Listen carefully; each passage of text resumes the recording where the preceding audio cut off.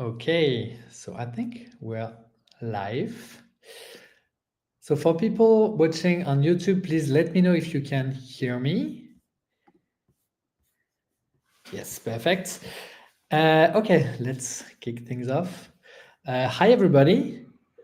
Happy to have you here. I'm going to start, as always, by talking about what I always talk about, ZK Hack.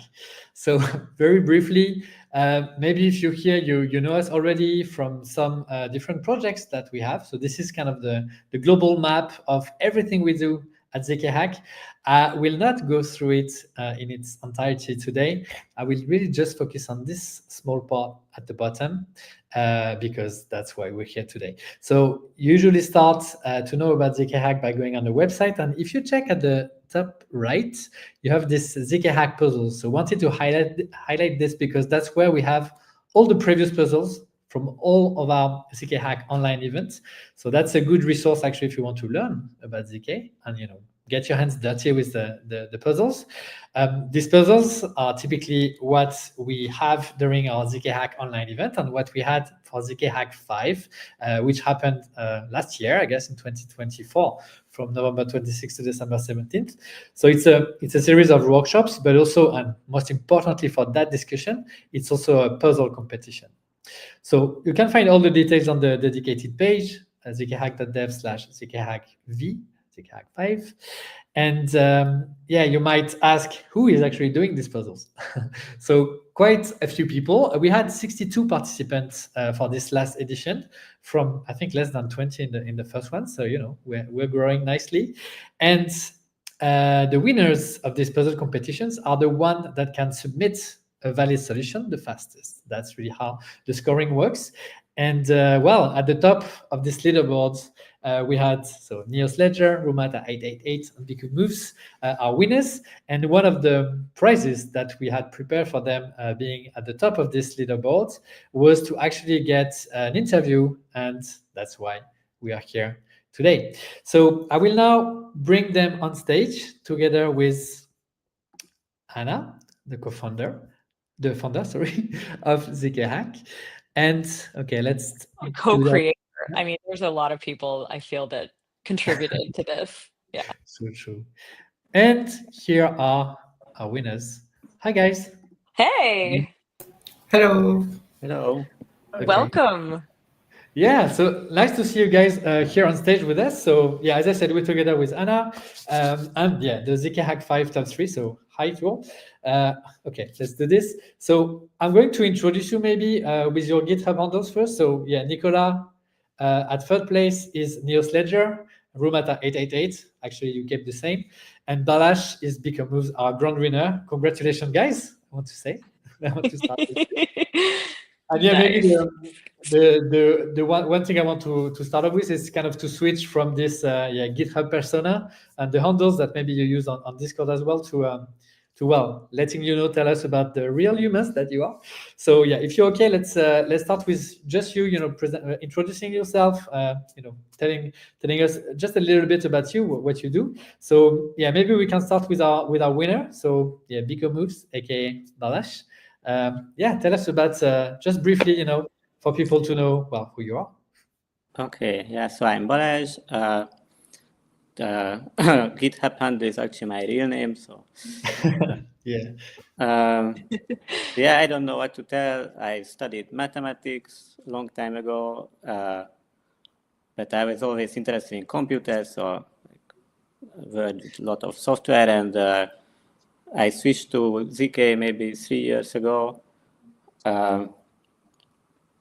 And yeah, since that I'm doing ZK full-time basically, but that's mostly full-time learning because you always have to learn. Cool. Where are you working now, actually? What are you doing right now?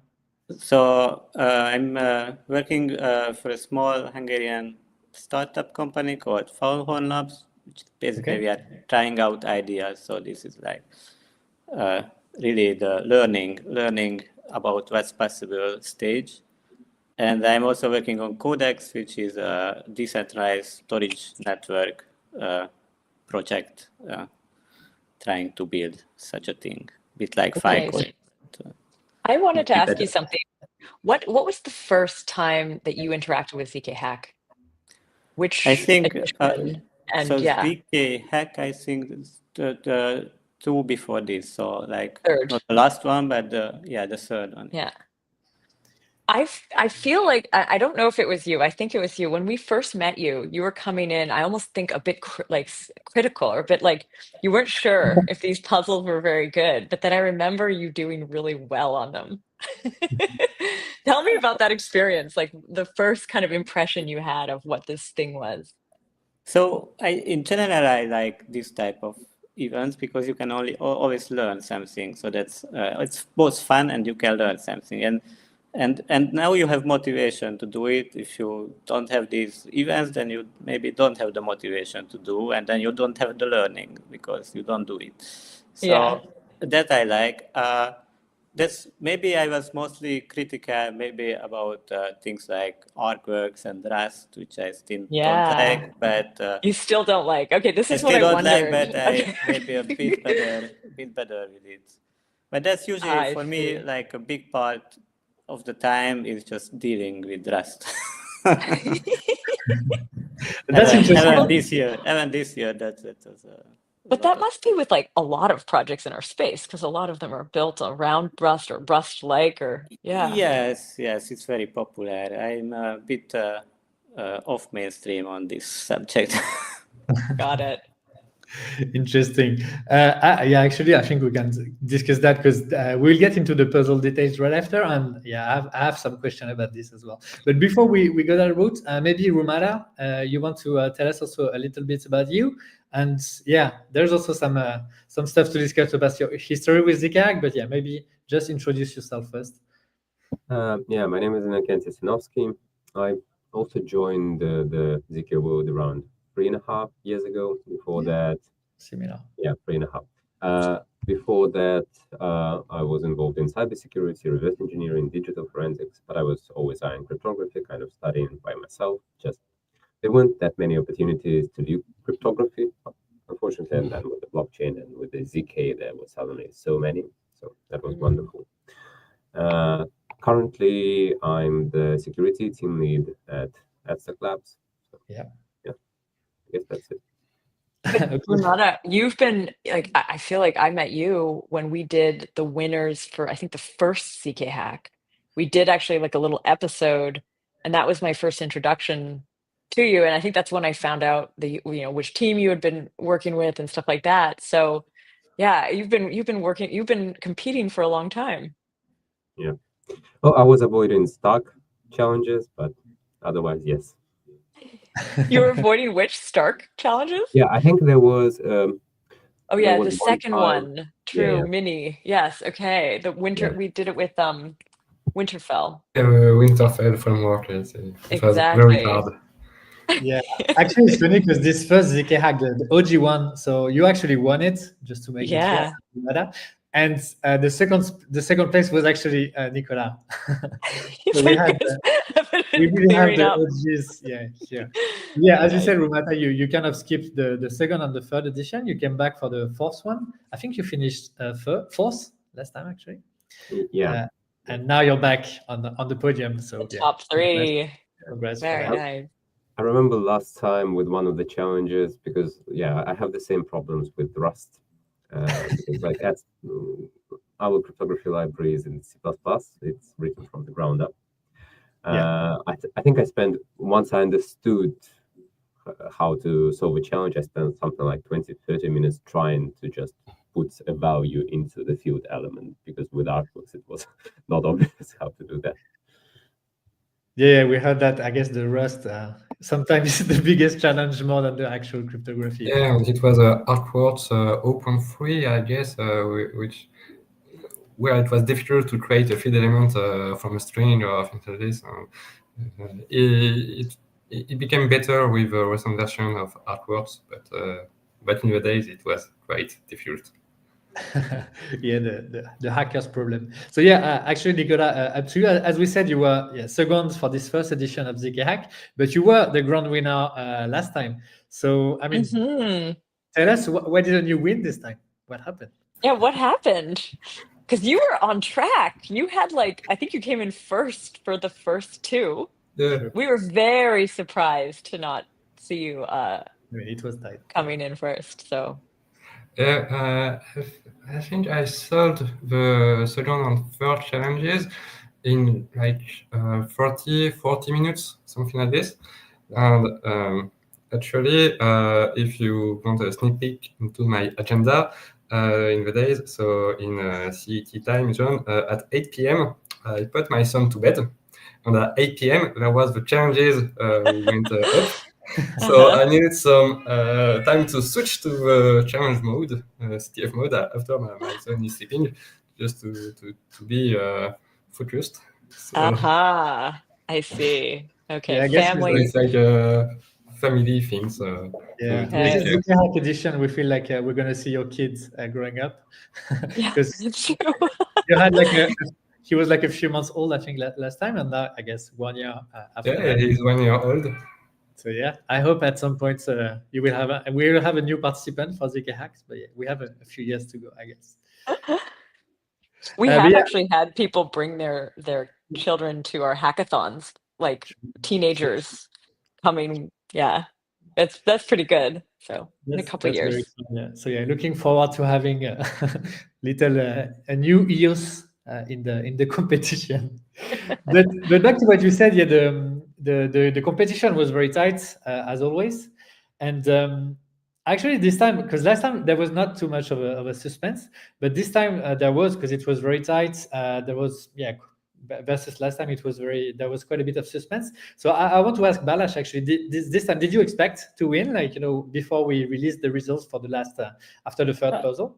Yes, because I mean, you pretty much know approximately the scoring, and I just estimated that after I saw the third one, if I didn't make a mistake, then I will get out by like simple addition. But there is always a chance that you mess up something. I mean, yeah, that's true. You were pretty fast, and as Nicolas said, it's really this first puzzle that took time to people, and then the rest, you guys are just too fast. You did all the others in like 30 minutes or something like this. So yeah, I guess it helps. But actually, so if you had like to give some pieces of advice, how do you guys do to be so fast? Do you have like some kind of, I don't know, a strategy for optimizing submission speed? I mean, apart from not putting your kid to bed, something a bit more concrete. Maybe you want to start, Balázs? Yeah. How do you approach this to be fast? I remember at the CKSX3, which was for me the first one, I first looked at, you always link like papers which have understanding, and I started reading those. And now I don't do that. I start looking at the code. And just try to understand what the code does. And I mean, yeah, it sounds easy when you say it. But, is it the same approach for you in Ocantee, maybe, or do you read papers in the meantime? No, I tried to maybe just read a quick run through to see if I know this technique or what the general issue is. But yeah, especially with the later challenges, the ones that are under 30 minutes, it does become, unfortunately, quite important to create the repository beforehand and add Kobe to it, so that you don't lose that extra minute, because then, yeah, if it's under 30 minutes, that's like what, 5% of your time already. So you have to do that. But no, then the challenge itself, you have to think, oh, what would the person actually put here? So that's the first thing you should go for. What kind of vulnerability they could possibly put, not trying to read through. Just imagine what you would do in this situation. I see. Okay. It's interesting. You have some good advice creating the repo in advance.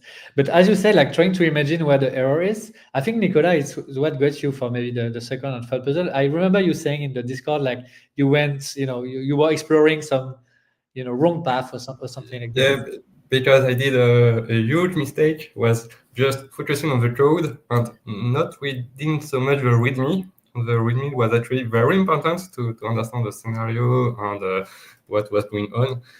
just reading the code gave not enough information. So, for example, for the second one, I saw that the hash function was doing weird things. And so I thought, hey, there's a mistake there. And in fact, it was just a mistake, not a vulnerability, which helps solving the challenge. So. That's fun. That's fun. Do you remember, maybe Anna, I don't know, the challenges, they were not always crafted by the ex-Geometry team and now Bain Capital Crypto with Kobe. Was it different, maybe the timing in which it was answered, the people were able to crack when it was different teams crafting them? Oh, that's a good question. I mean, so the thing is, the first edition, we did 6 puzzles and they were built by different teams, each of them. But Kobe was sort of like the overseer of that as well. The second edition was all in, it was like, because it was all with the Maiden team, they had actually built the puzzles, so it was all different libraries. It wasn't ArcWorks for that one, for ZK Hack Mini. And then it's sort of, I think then what we found, this is actually more on a production front, it was actually quite hard to coordinate with external teams to build puzzles because it's a pretty big ask. And we were under like time pressure, but it's like not really their, like often those teams are also like trying to ship like blockchains or something like that. So we realized after that maybe it was just better if we just bring it more on our side and we just build them in-house. But yeah, I wondered if in the lead up to this, you were kind of seeing any of those vulnerabilities and like bookmarking them for yourself, being like, I wonder if ZK Hack will try to play with that. Did you? Like the things that came out over the year? Kobe does it, but yeah, do you guys? No, but I'm wondering if any of the winners do that. Right. If you're also like, do you ever see vulnerabilities out there in the world where you're like, this would make a great hack? I mean, real-world vulnerabilities are usually a bit more complicated, but I've seen something quite similar to the lookup thing in Plonky 2 actually recently. Wow, like you found that bug. And they fixed it now. So, but it was, I mean, that could be a challenge actually. That was not that hard actually. It was simple mistake. So yeah, I mean, and this mindset of always looking for vulnerabilities, I think that's a good mindset in general. So yeah, that's important because we want to create safe things, and you cannot create safe things if you don't think about how to break it. So yeah. Yeah, I don't know. Any of you guys, Nico or Innocenty, do you want to add something to that? Yeah, well, recently there has been several vulnerabilities. For example, in SP1, there was some interesting vulnerabilities where you can just forge a false proof about a program, and there are some proof of concepts on GitHub. When I saw this, I say, hey, this would have been a nice challenge for ZK Hack. So, yeah, the soundless bug was actually a good one. And you Innocenty, is it something also you're doing, like when you see I don't know, a new paper or a bug coming out, like thinking of how it could be I don't know, a ZK Hack puzzle or any kind of CTF type of puzzle? Yeah, sometimes with papers, sometimes with code, because just if you read through a lot of code of a single huge project, then sometimes obviously with development there will be bugs, and part of my job is trying to catch those. So yeah, sometimes you think about that, that would be wonderful to actually implement, and then you think, no, but then you have to implement all the system around it, and it's simply impossible. Yeah, I guess recently there was this paper, how to prove false statements, a practical attack on Fiat Shamir. I think Kobe saw it. So it kind of begs the question for me, like, more generally speaking, like, how do you feel about the increasing complexity of ZK implementation in general, and what it can imply in terms of security? Do you think like it's just as it used to be, or is it getting like more complex now and maybe more prone to bugs? That's a good question for this group, actually. Yeah, so I think it's the whole space is way overcomplicated in terms of software engineering. It should be much simpler and much cleaner, and But yeah, as I said, I have very non-mainstream opinions about this subject. But yeah, I think this could be done much more safer and much more smaller amount of code, much easier to use, all at the same time. It should be possible. I mean, humanity has technology for that, but these are just not mainstream. I think it is so complicated. Like, what is is it because of some of these projects starting to build with ZK at a time when maybe the libraries weren't there and had to develop a lot of their own and the generalizations weren't there? Is it because ZK is being used for use cases that maybe like are a little further out from what it was kind of originally made for?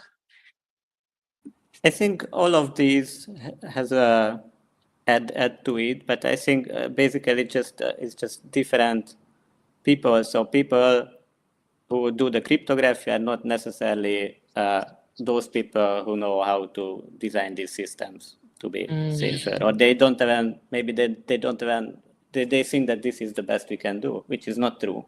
But maybe if you've never seen like different ways to approach these things, then of which we just build. And also, like, I think many teams just want to get over with the building like as fast as possible and just go forward, and this shows on the code quality. Yeah, and also from what I see, so I'm not really writing code, I'm more reviewing code. There are more and more mature libraries, so the cryptography libraries, which are being used. And usually, like the common bugs in cryptographic implementations that can be seen in several libraries. But if several people, several teams start using the same library, then this library becomes more audited and more mature, more secure. So this is also something which is going in a good direction. But this reminds me that, for example, in the past ZK Hack edition, in one puzzle there was a bug in the library where, if I remember correctly, the squaring function in the field which was chosen was buggy. It gave wrong results. Was this the one where it's like there was a bug in the puzzle, Yes. actually, not the puzzle? Like that wasn't the bug you were It was a supposed bug to in the find. library, and Yeah. it was fixed in a not yet released version at the time. And so there was some clear indication in the puzzle topic saying, hey, you don't want to use this function, use this instead. Because it was actually a bug in the library. The function did not compute the right thing. And hopefully this becomes less and less frequent. That's interesting. So what you're saying though is almost like because like some of these libraries are getting battle tested and hardened, so they're actually safer, kind of. But then, I mean, in the same breath, you did say that more and more teams are using them. So like that's good and bad, right? Because then it's like people with more eyes on it, it's supposed to be stronger. But if there's a vulnerability, that could actually affect even more systems. Yeah. But at the same time, yeah, would you actually argue then it's like you're not worried about the complexity, you actually see it as getting kind of better, like it is getting better if to I use this compare stuff? with usual cryptography library like OpenSSL, when OpenSSL is maybe a good example because this is an example of a library that everyone has been using and then became much complex. And so a few years ago, there was a movement where people wanted to move away from OpenSSL. And some forks were created with Boring SSL, LibreSSL, and other libraries because OpenSSL was becoming too complex. Too complex. Even if it's widely used and it is considered secure, there have been some vulnerabilities in OpenSSL and so on. So it's like, I think it's a common issue with cryptographic libraries.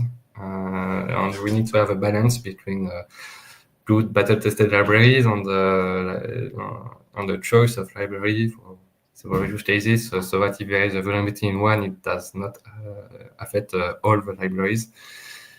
It's, I think it's quite a common topic. It's quite interesting, this compromise between systemic risk, kind of, and still you want it to be used because that's how you get better security. It's quite funny. So now I want to come back to the actual puzzles a bit more in details. And well, let's start with the first one. So the puzzle one was dealing with kind of information leakage, I guess, the zero knowledgeness of Snox. So was it something? And I'm going to ask Kenty first, also because Plonk is kind of widely used at Aztec. Is it something you were like kind of anticipating as a vulnerability? I know Nico from BCC gave a lot of thought to this one.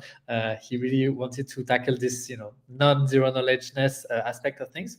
Yeah, is it something you thought of, even in the context of Aztec or outside? But yeah, were you surprised by that vulnerability? So in our construct, we are actually spending a lot of effort and time to avoid that kind of vulnerability because the system is supposed to be completely ZK.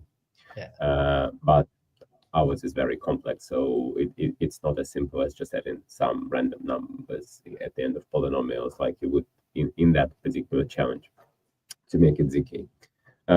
So yeah, but at least to me, it was actually kind of hard finding that vulnerability at first. I think that was the challenge that I spent the longest time on because everybody did, don't worry. Yeah, because at first I didn't think that it was as simple as just polynomials.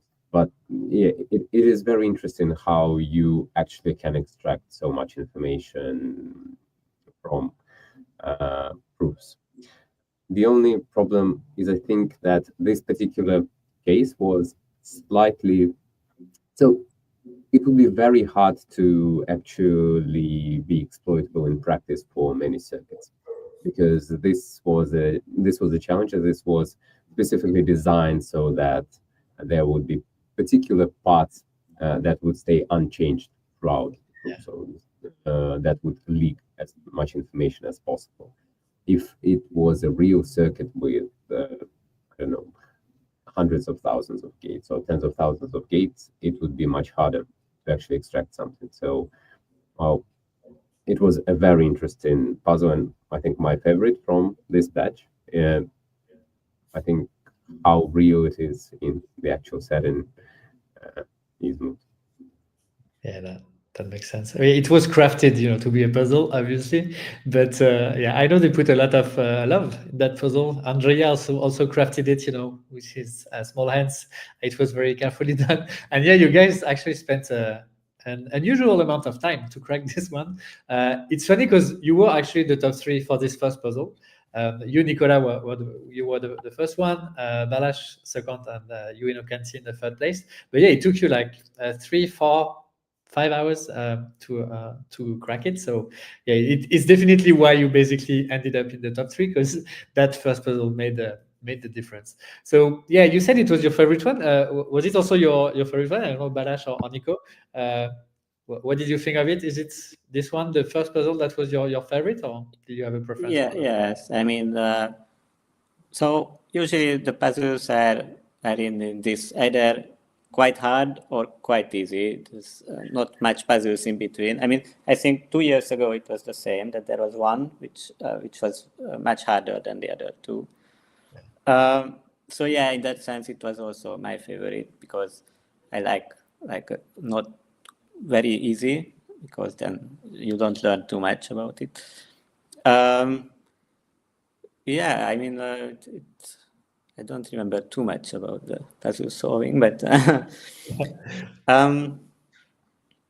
yeah, I forget what I wanted to say. No, I mean, you're doing. We're going to talk about puzzle 2 and 3 right after, but yeah, I guess for you, Nicolas, maybe it was the same. It's also the one. Yeah, you spent I think 3 hours on this one, and you were the fastest by a wide margin. The most difficult thing was to deserialize the proof correctly. So, but it was just doing some Rust stuff to understand the format and so on.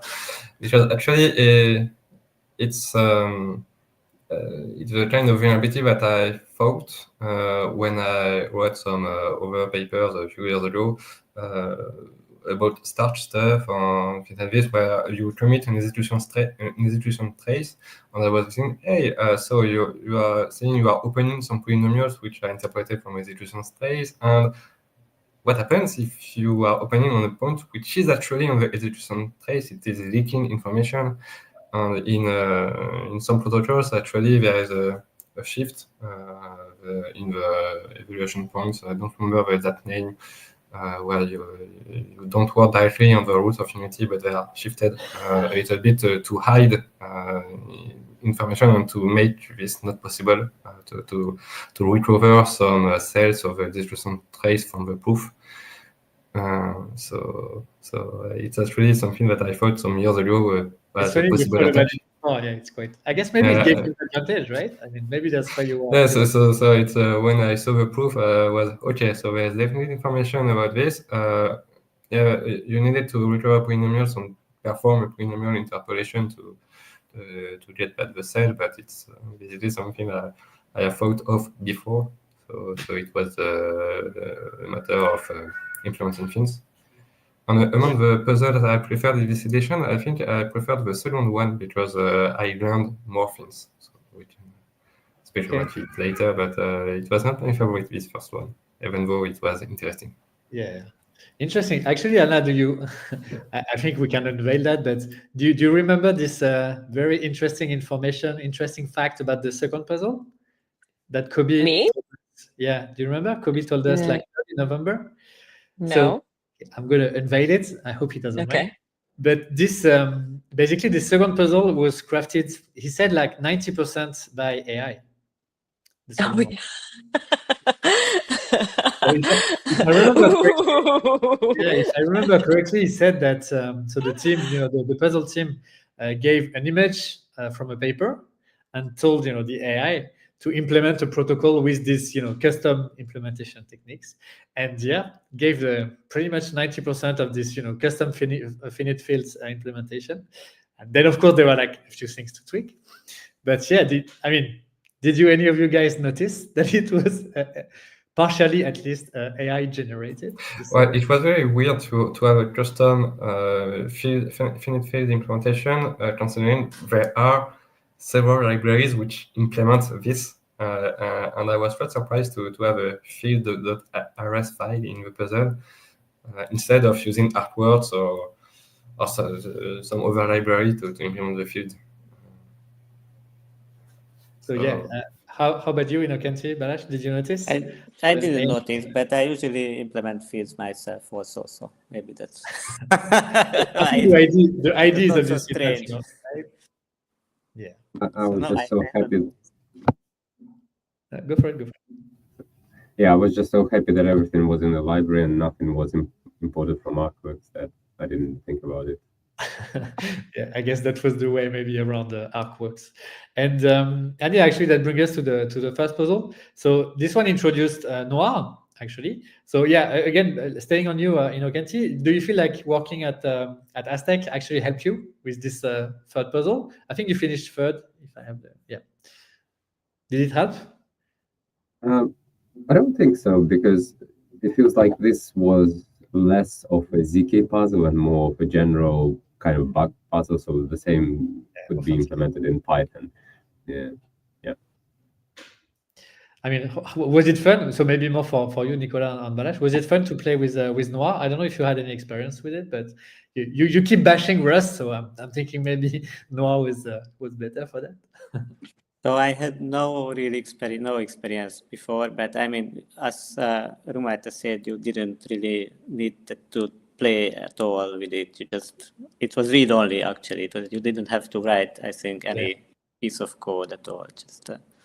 So it was simply enough that it didn't really matter whether you've seen this language before, because it was short code. Yeah, it was fast. Yeah. You too, Nicolas, I guess it was reading more than writing. The thing is, I created. I tried to, for example, log to print some values and so on in Noir and so on, and it's not so straightforward. So actually, before the puzzle began, when there was information that it was about Noir, I set up all of my environment and I ran the introduction tutorial and it's similar to Rust, but it's harder, I would say, because there are some nice to have things about using some types that you don't have in Noir for several reasons.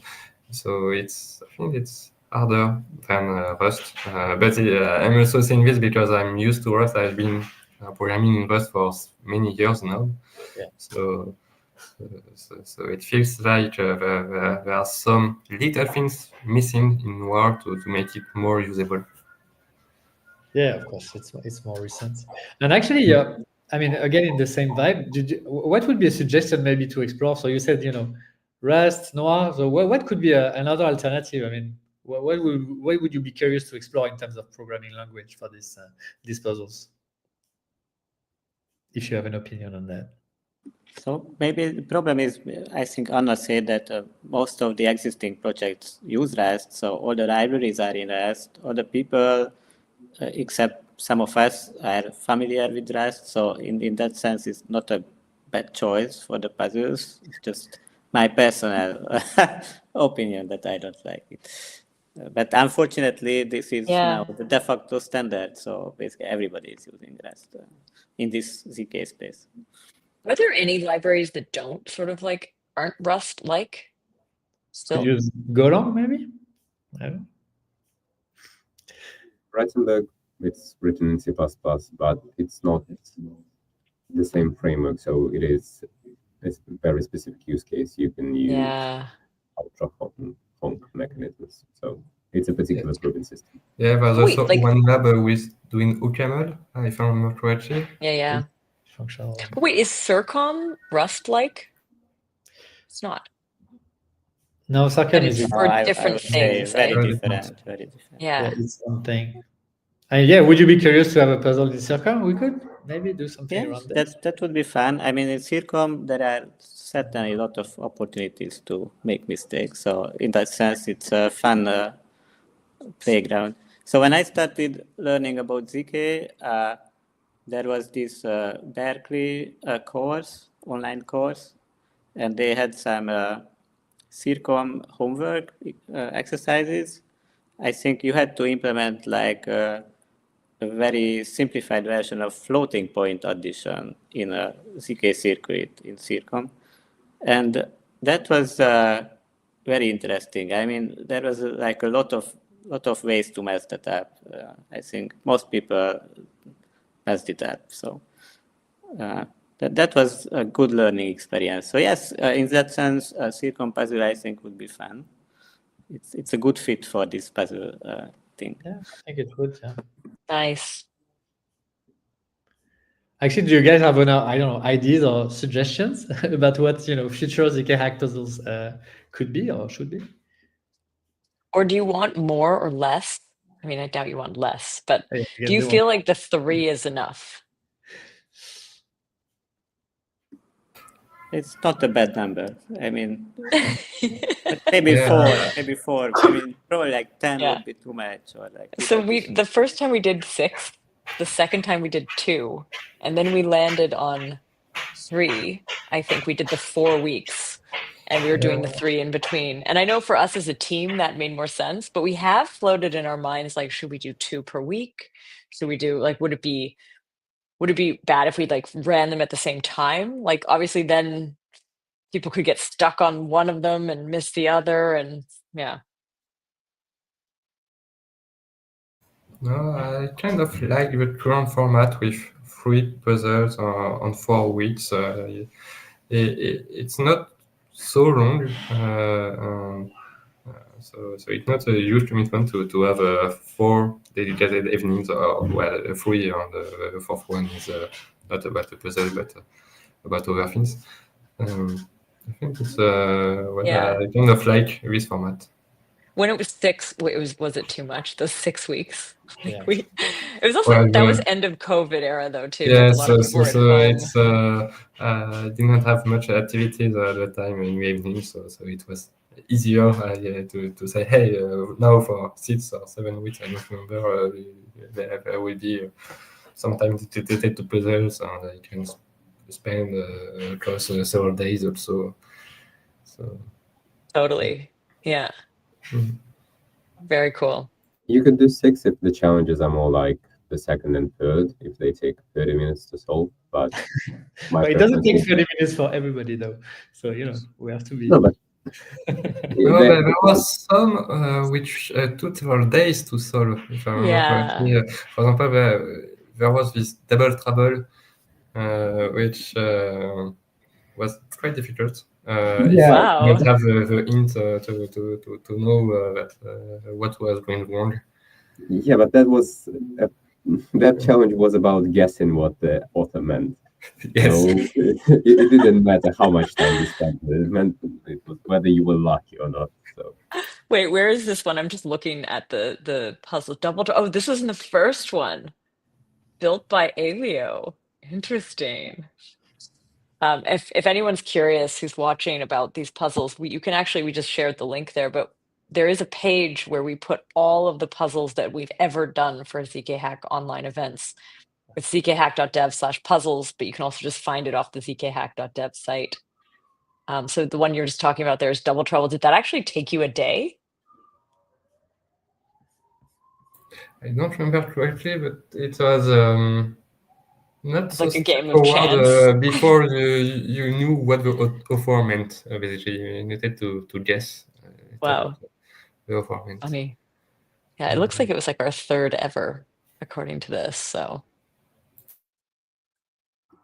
Yeah, I guess we Nice. had to adjust. But I mean, as we said, not everybody, is as fast as you guys. So maybe what would be a good advice for more like, first time maybe participants or people with a bit less experience with that, like, to approach this, maybe not getting discouraged as well. Maybe looking at previous puzzles, I guess, could be a piece of advice. Yes, Yeah, and the fact that there are solutions also which are not directly on the page, but you need to click on the solution, kind of, I think, help the people to just think about the puzzle and try to solve it. And if they are hitting some walls, don't manage to solve the puzzle, they can read the solution. So I think having some official solution is nice to have. yeah, I guess if you're completely new to the space, something like Zeitgeist would be very hard, even with the paper, because you just don't have the tools. You're not used to thinking about these primitives in the same way. So even if you kind of understand what you are being told, you don't have the tool set. So just going back to the previous years and going through all the challenges step by step with explanations, yeah, that would be great. Yeah, I guess that's the part where the understanding of the pro system is actually important.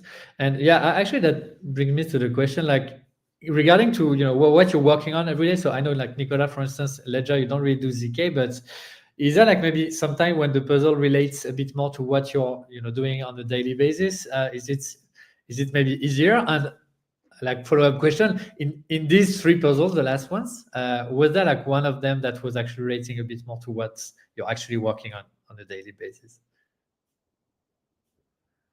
Not much, because in my daily work, it's more about finding vulnerabilities on systems, on programs, and less about studying ZK systems. So it was kind of unrelated to what I do at work. Interesting. Even the last one, because the last one was more like, I guess, typical of authentication type of problem. Puzzle number 3. The first 2, well, definitely not. But anyway, it's still ZK. Basically, what you're saying is like, since you don't really do ZK, at work, for example, is when there's a new feature somewhere in some service which gets exposed to internet, then we need to take a look at what is going on. And maybe what can be related to ZK is if there's a backend, for example, which implements some verifier to verify some proofs, then how the backend interacts with other components of the system and so on, but it's not really what we see in the puzzles. So it's kind of not correlated. Okay. Maybe it's different for you in OKNT. I don't know, like for instance, the puzzle 2, like were you exposed to, I don't know, Logup or Protostar maybe before looking into this puzzle? did Puzzle 2 have something like Protostar? Well, no, sorry, Protostar was folding. No, it was Lookup, sorry. The Lookup. Lookup. That's something you're Yeah. working on, right? Yeah, we actually have an implementation of Lookup. We use it for several things within our proven system, but since we're not using small fields, because That our was use the case gist of it, yeah. does allow that.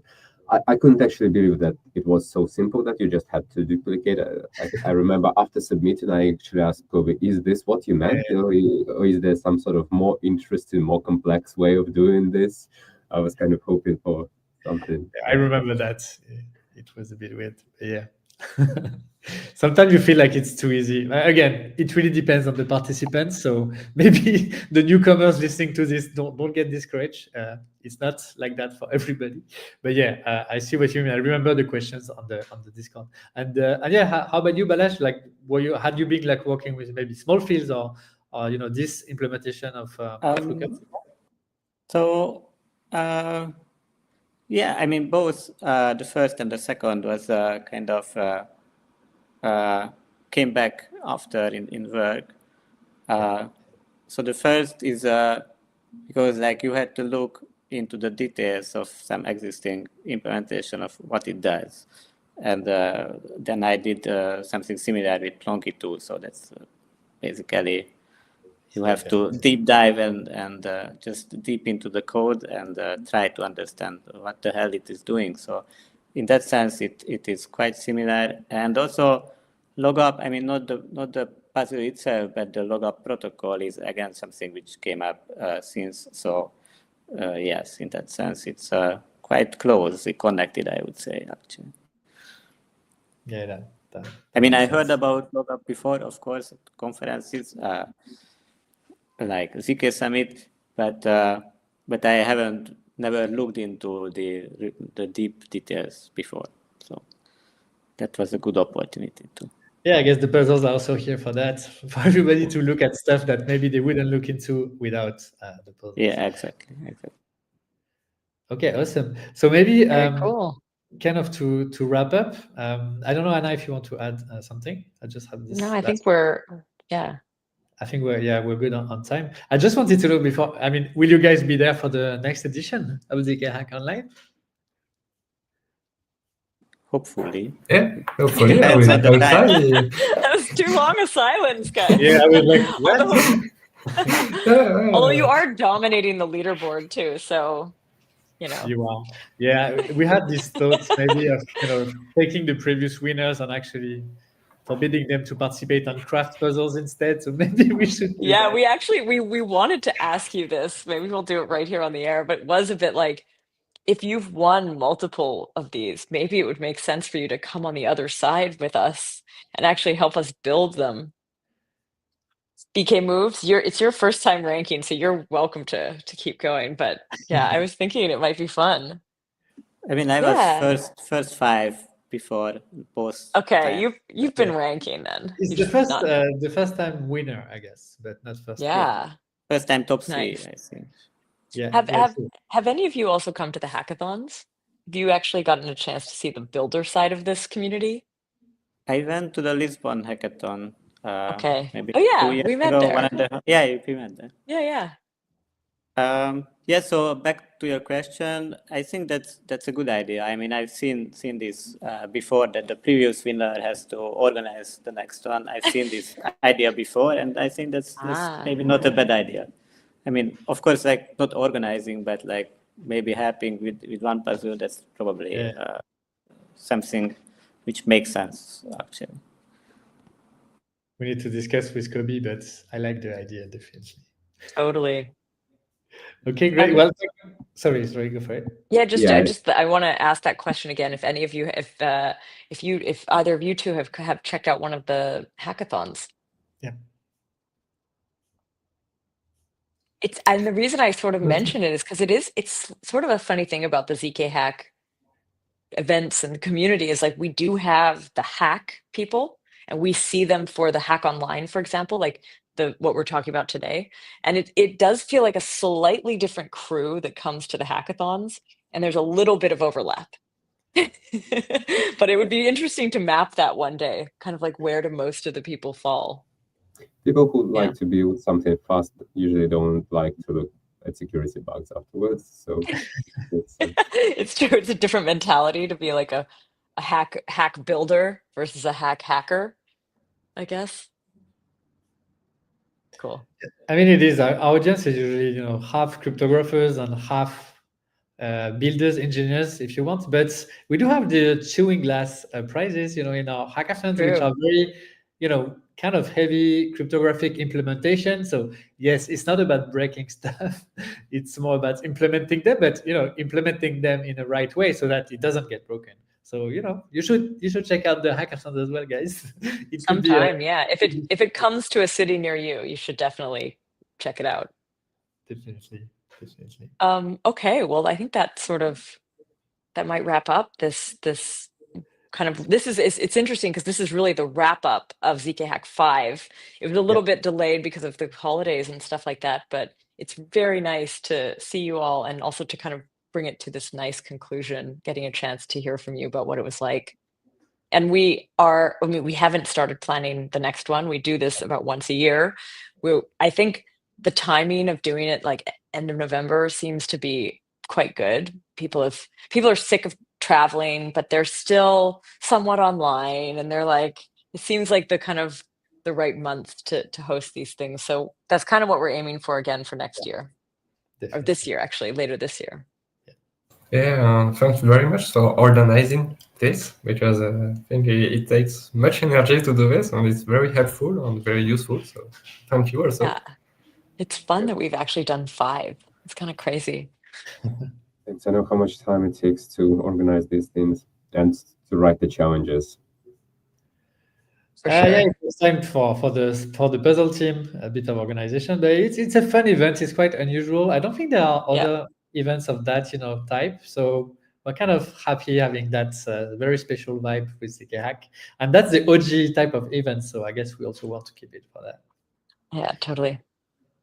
So yeah, thank you very much, guys. Congratulations again for being the wonderful top 3 of ZK Hack 5.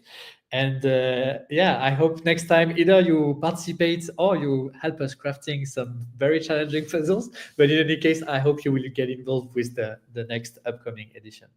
So Totally. yeah, thank you very much. See you around, see you on the Discord, or maybe see you at a hackathon if it's happening near to you. And yeah, take care, guys.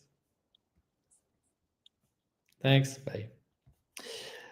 Thanks, Anna, as well. I think I will just say a few words just to thank the sponsor, by Anna, to thank the sponsors for ZK Hack 5. So again, we are kind of wrapping up for real, so it's probably the last time we thank them. So yeah, thank you for our partners, ZK Verify, Neighbor, and Polygon, who gave the workshops during the event. And thanks to our community sponsors, Zion, ZK Pass, Ferma, and Powder Labs, for their help on being present in the job fair. That's how we wrap the event. Thanks to Zero Knowledge Podcast as well, being a major partner, and the team. So Anna, Quentin, and the puzzle team, Kobe, Andrea, Nicola, and Grishte, for being helpful and crafting these amazing puzzles for our audience. I will actually bring Quentin on stage to see his pretty face. And I think you wanted to say a word about this other very important project that we have. Yeah, I just wanted to hop in and briefly mention the ZK Whiteboard Session project. We just finished season 2 and covering topics such as the sum check, lookups, small fields, or folding. And we wrapped up the season with a 2-part module on Fry by Professor Dan Bonnet. So yeah, the puzzles in ZK Hack 5 actually have their corresponding module or modules in season 2, funnily enough. We've put together study groups also that go over the modules. Watching and learning from these modules is a great place to prepare for the kind of puzzles we try to solve in the ZK Hack events.